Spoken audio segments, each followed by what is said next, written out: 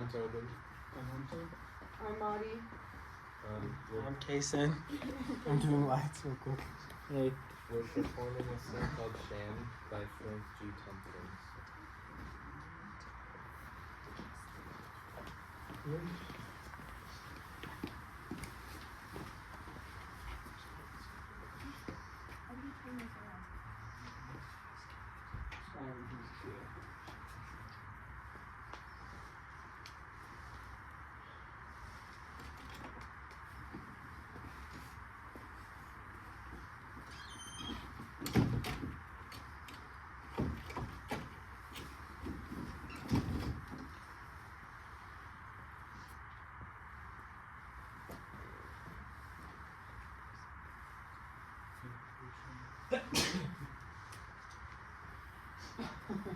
Yes, it was so funny.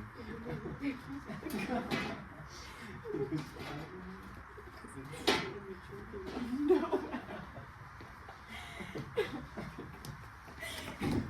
And he was driving the wrong way.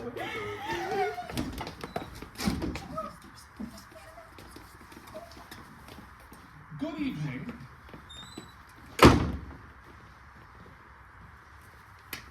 Good evening. Good evening.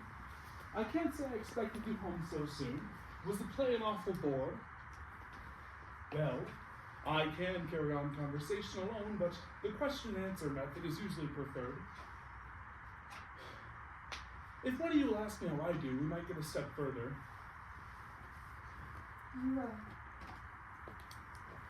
You're a thief. Exactly! And you, madame, the mistress of the house, I presume? Or are you another thief? The traditional kind it takes to catch the first.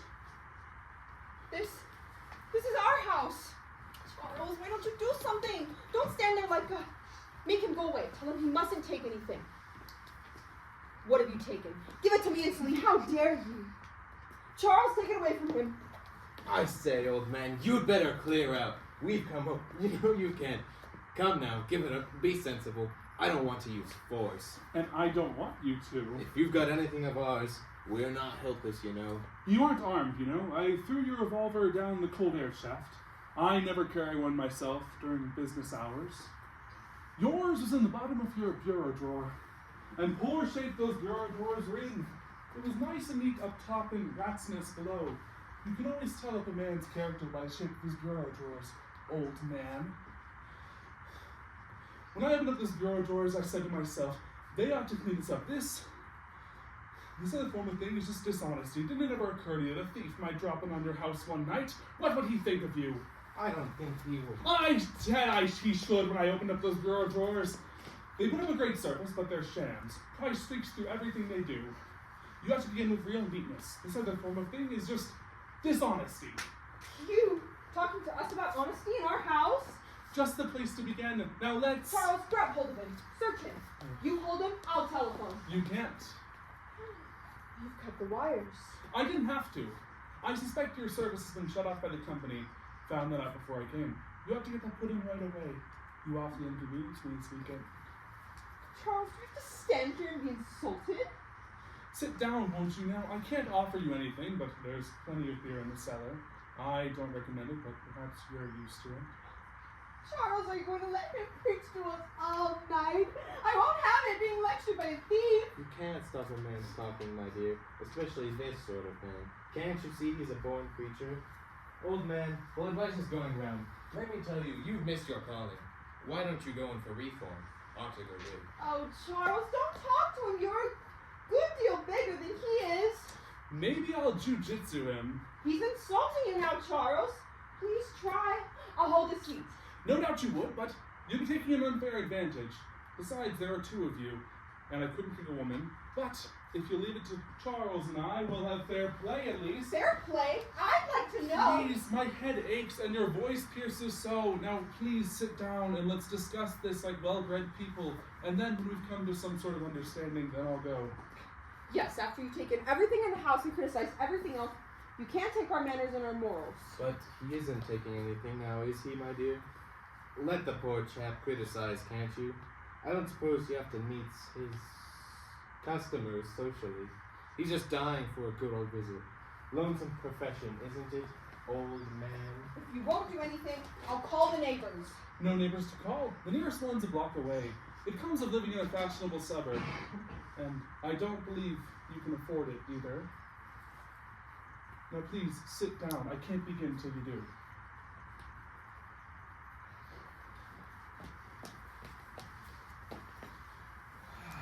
That's better. I knew I could appeal to your better nature. Now, I must decline to discuss your social prospects or your neighbor's shortcomings, but the question we have to attend to, and attend to very quickly, is what would you have me take? What do we have you take? Why, you can't take anything now. We're here. Of all the nerve, what would we like to have you take? It gains by repetition, doesn't it? You got me, old man. You'll have to come again. I may be slow, but I don't for the moment see the necessity for your taking anything. Now, I was afraid of this. Now, let's begin a little further back. Now, suppose I go away and take nothing. How would you like that? Suits me to a T. How about you, my dear? Think you can be firm and bear up under it? Don't be sarcastic, you're too big. Only women and little men should be sarcastic. Besides, it's not fair to me. Here I am, trying to help you out of a mighty ticklish situation, and you go and get funny with me? It isn't right. Beg pardon, old man. Try us in words of one syllable. You see, this is a new situation for us, but we're anxious to learn. Listen then, see if you can follow this. Now, there's nothing in your house that I want. Nothing that I could, for a moment, contemplate taking without a great deal of pain to myself. I shudder to think of owning any of this bric-a-brac, but it must be done.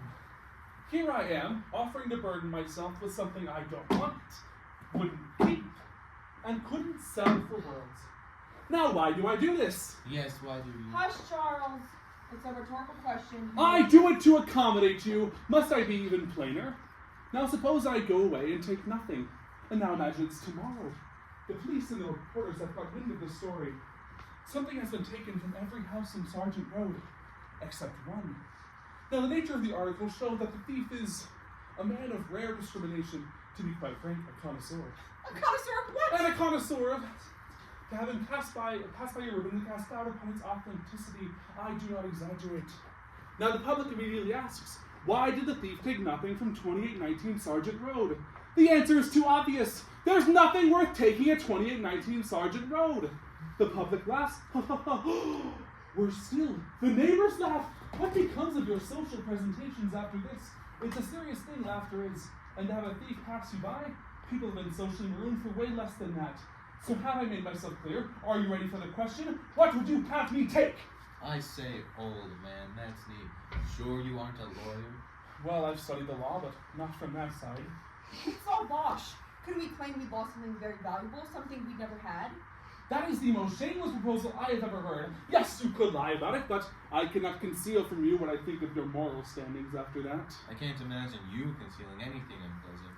It's no worse. Your moral sense is blunted, but I can't attend to that now. Now suppose I go away and take nothing in spite of your protests, and then I get caught. Would I shield you? Never! It isn't even practical to mention nothing of the moral aspects of the case. Why do people never stop to think of the advantages of having things stolen? It's endless possibilities! Now, a thief does not expect gratitude, but perhaps he might expect a little bit of intelligent cooperation. Now here am I trying to help you, and here, what do I get? Sarcasm, cheap sarcasm. I beg your pardon, old man. I'm truly sorry. You're just too advanced for us. Say, Clara, there's an idea in it. What do you think? It has its possibilities. If you'll let me choose, isn't there a joker in it somewhere? Let me think. We might let you have something. What do you want? What do I want? Isn't it clear I don't want anything? The question is, what would you have me take? And please be a little generous. Don't ask me to take the pianola or the icebox. Here's opportunity knocking at your door. Make it something ugly as you please, but something genuine. I hate sham. There's that lovely hand-carved Nope, set. I saw it. There's the marks of the machine all over it. It can't be that. Beggar shouldn't be That chosen. settles it. Where's my Oh, coat? please don't go. I didn't mean it. Honestly, I didn't. You mustn't leave us like this. No, I don't have to put up Oh, with please such. stay and take something. Haven't me anything you want. Charles, grab him. Don't let him go. Oh, that won't do any good. Talk to him. Don't be so sensitive, old man. She didn't mean it. You know how those old sayings slip out, just say themselves. She only called you a little beggar anyway. You ought to hear what she calls me sometimes. And I don't want to. I'm not her husband. And I don't suppose she does it in the same way. But I'm not going to be rude about this. I'll give you another chance. There's the Sheffield tray. No. Do you like Wedgwood? Yes, I do. No. This startling Hawthorne vase. Please, take it away. That is not Hawthorne. I suppose closeted. If there were any of what you call them, but there isn't. Well, if you'd consider burnt wood, that is a genuine burn. I suppose nothing short of cremation would do it justice, but if it's all you have, I mean, there is not one genuine thing in this house, except Charles. That settles it. Where's my coat? I give up. Here it is. There's no use trying to save us after this. We'll just have to bear the disgrace. Wait a minute. Say, Clara, where's that old picture of Cousin Paul? It's just as bad as it pretends to be if genuine is all you want.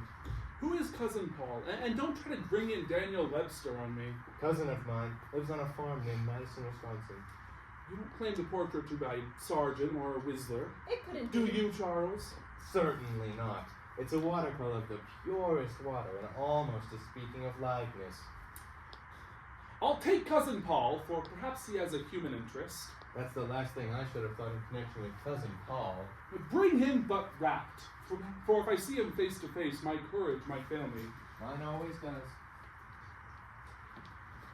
While Charles is in that portrait, I have to ask, how did you get home so soon? Your maid said you went to the garret. We told her so, but we went to the moving pictures. You ought not to. It'll ruin your literary skills and weaken your minds. I don't care for that much myself, but Charles won't see anything else. You ought to make him. Silly old films anyway, but Clara will go. Those afternoons when I'm not here, then drags me off again in the evening. Here's your picture as soon as I get it tied up. I can't tell you how grateful we are. Clumsy, give me that picture. Don't try to thank me. If you'll give up this shamming, I'll feel repaid for my time and trouble. By Jove, I've spent far too much time. I must make tracks this minute. Why don't you bundle up all this imitation junk and sell it and get one good thing? Who would buy them? Well, there has to be somebody with taste as infamally bad as yours. Call that honest? Certainly, I'm not telling you to sell them as relics, like you could anyways, except to a house of the aged and indigent blind. Now, I would like to help you pick out something with your money, but I don't dare risk seeing you again. Why not? There's honor in thieves. Yes, there is. If you were thieves, I know just how far I can trust you. Now, I'd be willing to trust Charles again as man-to-man gentleman's agreement, but I don't know. Clara's just as honest as we are, with her own class. You see, your profession puts you outside the pale with her. You're her natural enemy. You haven't got any rights, but you've been a liberal education for us both. I've been liberal. I sat here. Listen, there are footsteps on the door. I've waited far too much time. I must go. Here, I've stood talking. Well, stop it now, can't you? I don't see how you've ever gotten anywhere. Hi! No. If you'll play fair, I'm safer in this room, safer than anywhere else. Stick to it that I'm a friend of the family. Will you? Gentleman's agreement? Gentleman's agreement. Fine, whatever. Gentleman's agreement, but only in this. I haven't forgiven you for what you said. And if I ever get you in a tight place, look out. Don't tell more than one necessary lie. Stick to it that I'm a friend of the family that has been spending the evening. God knows I have. I'll try to stick to that, but can I improvise a little? It's such fun. Not one white lie, no. It's a man from the news. He says he was out here on another story, and he's got a big scoop. There's been some artistic robbery in the neighborhood, and he's run onto it. I told him we hadn't lost anything, and we don't want to get into the news, but he wants us to answer a few questions. Please do. I need some stuff about the neighborhood. I don't know, Charles, but that is our duty. Perhaps we owe it to the law and order. Something we may say will help catch the thieves. That's right. Would you object if I used your name? I don't know that we should mind if you mention us nicely. Good for you. Now, have you... We have missed something. I haven't had the time to look thoroughly, but we do know that one of our pictures is gone. Valuable picture. He doesn't hit anything else on best in his class. Remarkable chap. Must be the same one that graphic with the Puricon collection of illuminated manuscripts. Pulled the finest pieces of that in search. He made one mistake. He left the. Oh, well, yes, I've been in their house. Well, believe me, if he's taking anything, your reputation as collectors has been made. Picture, huh? Old master, I suppose? A family portrait. We treasured it for that. Associations, you know. Must have been valuable, all right. Depend on him tonight. He doesn't run away with any junk. Who was the artist? We don't know. Definitely. You never heard of attributed to anyone? We don't care to make any point of such things. But there have been people who have thought it was not a Gilbert Stewart. Clara. I don't know about such things myself, but our friend, Mr. Hibbard, has a reputation as a collector, and has always said it was not. In spite of this fact, he's offered to take it off our hands. Clara, you're going too far. She's quite right. You're wrong, Mr. Hibbard. You may be good, but this fellow knows. Should have done the taking when the taking was good. This fellow never sells. And of course he can't exhibit. Just loves beautiful things. No, sir, it was real. It wasn't of all You the... take your beating so gracefully, Mr. Hibbard. The case you see is all against you. Be careful to not go far. The picture might be found at any minute. I hardly think it will be found unless the thief is caught. And I have such perfect confidence in his good sense that I don't expect that. Lots of time for a getaway. When was he last here? He was gone when we came from the theater. But we must have almost caught him. Some of our finest things were gathered together here on the table, ready for his flight. I must have hated to leave them. All the miniatures and the cloiseau name. I almost feel sorry for him. I do. You see, he went to the Granville Barker show. Mr. Hibbard took us. I'm devoted to the best in drama, and I insist that Charles and Mr. Hibbard took me to only the finest things. But we come home to find your shirt was a Gilbert Stewart. Gone. Well, I best be going. Good luck on that reform that we spoke of, Charles. But I haven't much hope for. Well, there is such thing as total depravity. What was I thinking? I was running off with your package. Oh, but it's yours, Mr. Hibbard. Really, you must keep it. Put it among your lovely art treasures at home. And whenever you look at it, remember us in this delightful evening from which we've all taken away so much. You must keep it, really. It's part of the bargain, isn't it? And now, are we even? Even, I'd hardly say, but I yield to your women's right to the last word, and I admit it's for the best. Good night, Clara. May I give you a lift back to town? Thanks. As far as the headset's going. Good night. Thank you for this much, Peter. Thank goodness they're gone. What relief. This is too rapid for me. But he's got the picture and we're safe at last. But don't you think, Clara, we took some pretty awful risks. You goaded him pretty far. I had to. Did you hear him call me Clara? Oh, he doesn't know her name. Well, he wasn't a bad fellow, was he? I couldn't help liking him in spite of his impudence. You showed it. You said with them all the time the reporter was here. But he was right about our house. It's all wrong. Listen, is he coming back? Excuse me. Mr. Hibbard says you've given him the wrong package. And he says that you need to get wise in your own family. Well, he's waiting on me. Good night.